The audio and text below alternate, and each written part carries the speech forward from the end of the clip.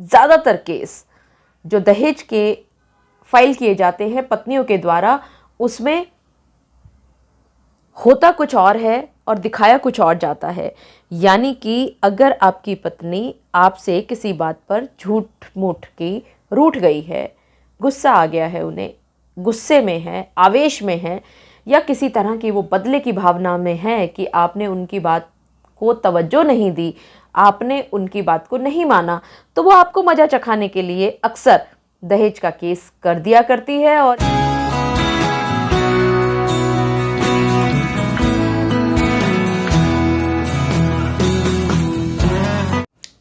आप सभी ने एक बात सुनी है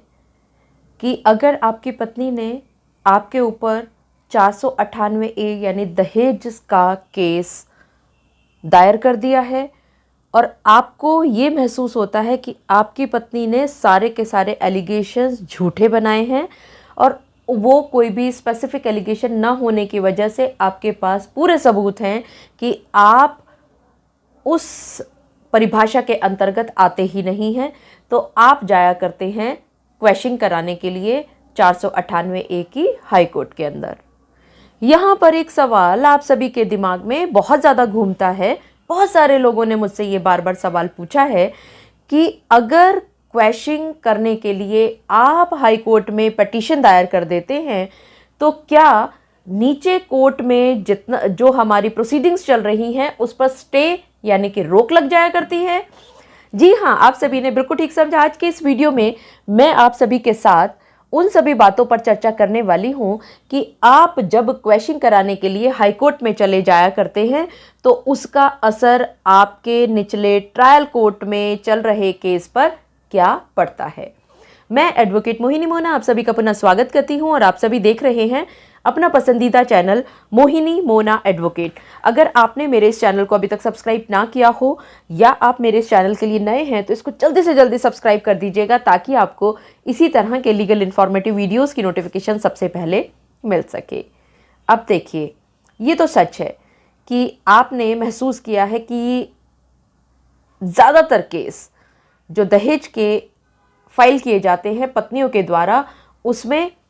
होता कुछ और है और दिखाया कुछ और जाता है। यानी कि अगर आपकी पत्नी आपसे किसी बात पर झूठ मूठ की रूठ गई है, गुस्सा आ गया है, उन्हें गुस्से में है, आवेश में है, या किसी तरह की वो बदले की भावना में है कि आपने उनकी बात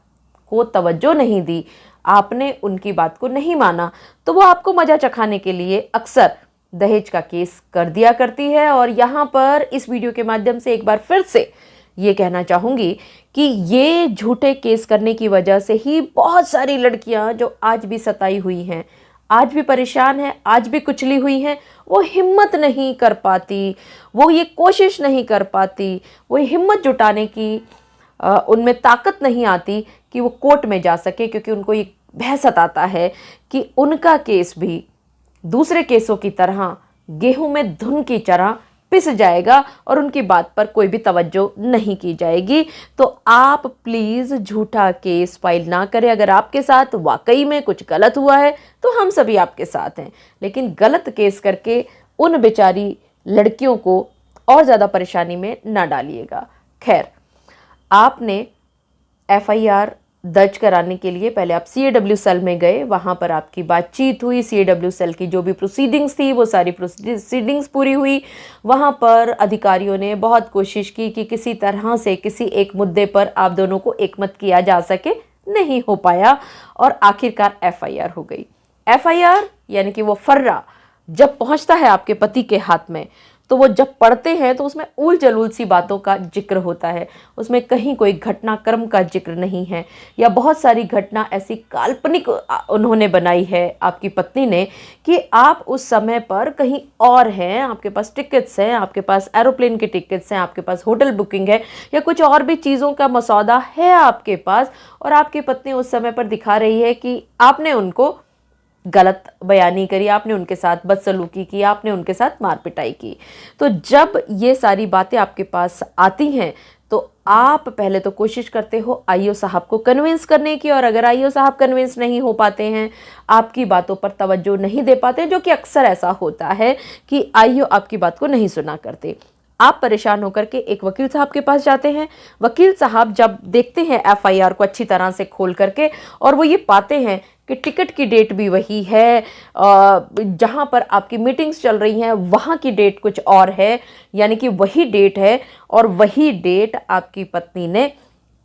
एफआईआर में भी लिखी हुई है, तो आप पहुँचते हैं सीधा क्वेश्चन कराने के लिए। और जबकि आपका जो नीचे केस चल रहा था वो एक ऐसा क्रूशियल स्टेज पर पहुंच रहा था जहां पर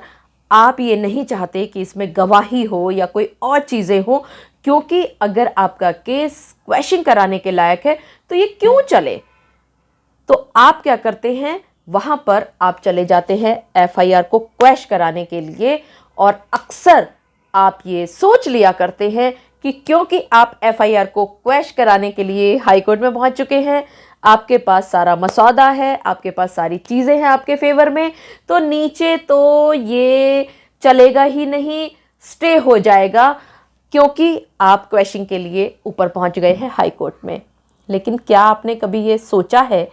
कि आप अगर हाई कोर्ट में पहुंच गए हैं तो ट्रायल कोर्ट को किस तरह से सपना आएगा क्या सोते सोते कि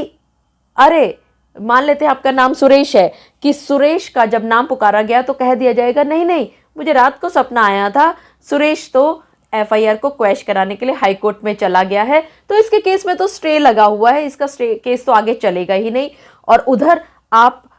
उस केस में जाते नहीं हैं। लेकिन हकीकत में ऐसा नहीं होता। किसी ट्रायल कोर्ट को कोई सपना नहीं आया करता, उनको नहीं पता चलता कि आप ऊपर क्वेश्चन के लिए गए हुए हैं, और इधर आप इस भलोखे में रहते हैं कि नीचे जाने की ज़रूरत ही नहीं है क्योंकि आपका केस तो क्वैश हो जाएगा। और होता उल्टा है, आप ये सोच बैठते हैं कि वहाँ पर क्वैशिंग के चक्कर में वहाँ स्टे लग गया होगा, ट्रायल कोर्ट का केस वहीं रुक गया होगा, रोक लग गई होगी। लेकिन होता उल्टा है,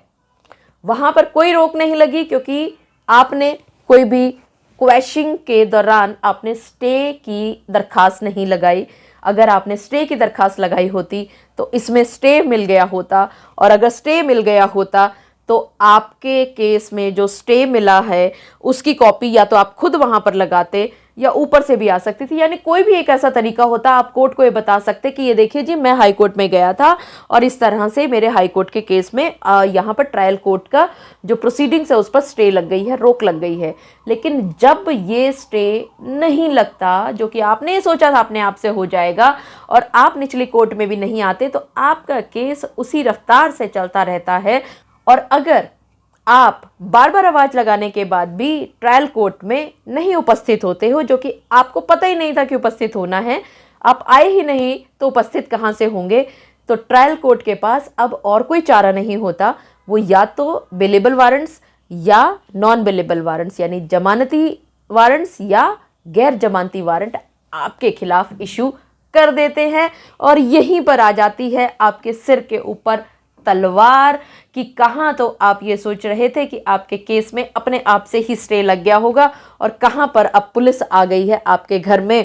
आपको गिरफ्तार करने के लिए। कहाँ तो आप क्वेश्चन कराने की सोच रहे थे, हाई कोर्ट में पहुंचे हुए थे, और कहाँ अब आपको जेल के पीछे जाना पड़ रहा है। और यहाँ पर आपको पहले अपने जमानती वारंट है या गैर जमानती वारंट है उनको आपको कैंसिल करवाना होगा, और आपको फिर उसके बाद बताना होगा कि इस तरह से आप वहाँ पर क्वेश्चन के लिए गए थे। तो जज साहब आपसे पूछेंगे कि क्या कोई स्टे भी है क्या, तो आप कहेंगे कि ये तो स्टे तो ऑटोमेटिक होता है। तो वहाँ आपको फिर बताया जा सकता है कि स्टे ऑटोमेटिक नहीं होता है, बल्कि आपको स्टे लेने के लिए अपने क्वेश्चन पिटीशन के अंतर एक दरखास्त लगानी होगी, और वहाँ से जज साहब का हाई कोर्ट से ऑर्डर लेकर के आना होगा और उसको नीचे जमा कराना होगा, तब जाकर के आपके केस में स्टे लगेगा। मुझे पूरा विश्वास है कि आप सभी को मेरे आज के इस वीडियो के माध्यम से ये बात भली भांति पता चल गई होगी कि जो गलतियां आप अक्सर करते हैं कि आप ये सोचते हैं कि ट्रायल कोर्ट में अगर आपका केस चल रहा है और अगर उसके विरुद्ध आप हाई कोर्ट में पहुंच गए हैं तो वहां पर आपको कोई भी स्टे लेने की ज़रूरत नहीं है, बल्कि ऑटोमेटिक स्टे होता है। तो आपको बता दूं, ऑटोमेटिक जैसी कोई भी शब्द किसी भी कानून में नहीं होता। आपको इसके लिए मशक्कत करनी होती है, और जब आपके पास स्टे का ऑर्डर आ जाए तो उसको आपको निचली कोर्ट यानी कि ट्रायल कोर्ट में जमा कराना होगा। तब जाकर के आपका जो केस है जहां चढ़ रहा था वहां पर उसमें रोक लग जाएगी, वो वहीं पर रुक जाएगा जब तक कि हाई कोर्ट से ऑर्डर ना आ जाए। कि क्वैशिंग हुई है तो भी ऑर्डर आ जाएगा, अगर क्वैशिंग पिटीशन रिजेक्ट हो गई है तो भी नीचे ऑर्डर आ जाएगा। मुझे पूरा विश्वास है कि आप सभी को मेरा आज का वीडियो भी बहुत अच्छा लगा होगा। अगर आपको मेरा आज का वीडियो भी अच्छा लगा तो इसको लाइक, शेयर और कमेंट करना ना भूलिएगा। और हाँ, अगर आप मेरे इस चैनल के लिए नए हैं तो इसको जल्दी से जल्दी सब्सक्राइब कर दीजिएगा, ताकि आपको इसी तरह के लीगल इन्फॉर्मेटिव वीडियोज़ की नोटिफिकेशन सबसे पहले मिल सके। अपना और अपने परिवार का बहुत अच्छी तरह से ध्यान रखिएगा। Thank you, take care, bye bye.